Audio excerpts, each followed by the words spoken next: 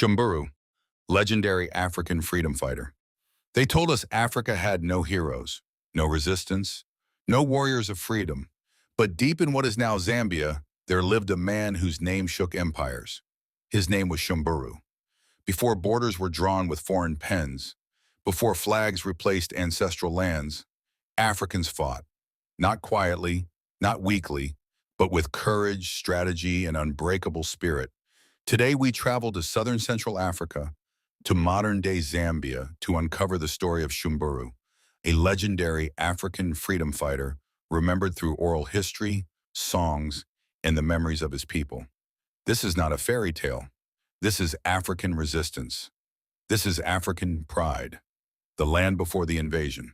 Long before colonial rule, the region we now call Zambia was home to powerful African societies, communities of farmers, hunters, iron workers, and traders. They governed themselves. They respected elders. They defended their land fiercely.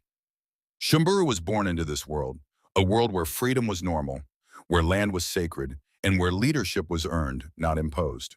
Who was Shumburu? Shumburu was not born a king. He was born a son of the soil, raised among warriors and storytellers.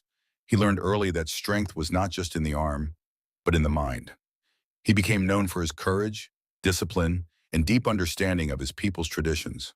When outsiders arrived, seeking land, labor, and control, Shumburu did not bow.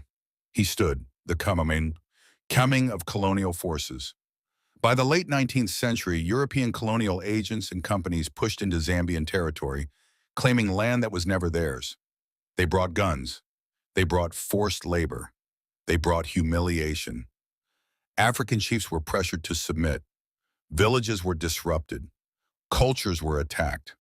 Shumburu saw this clearly, and he chose resistance, the birth of a freedom fighter.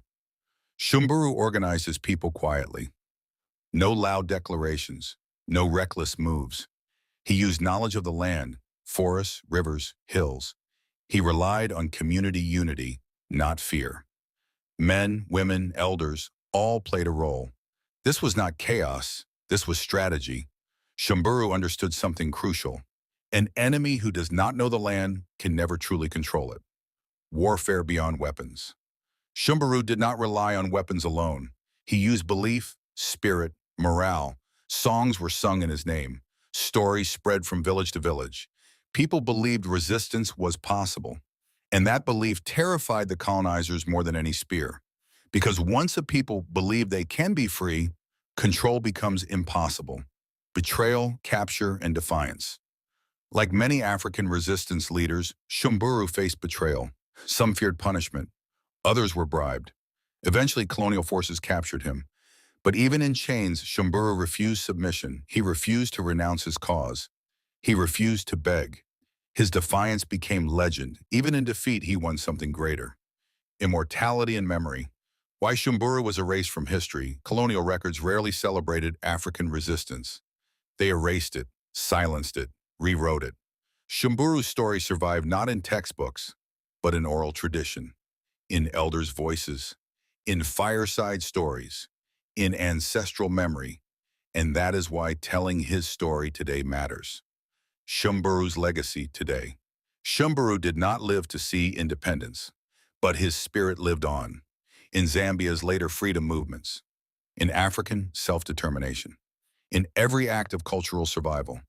He reminds us that Africa did not wait to be saved. Africa fought. Shumburu was not a myth, he was a message that Africans resisted, that Zambia's land was defended, that freedom, it has always been an African idea. His name may not appear in colonial textbooks, but it lives where it matters most, among the people.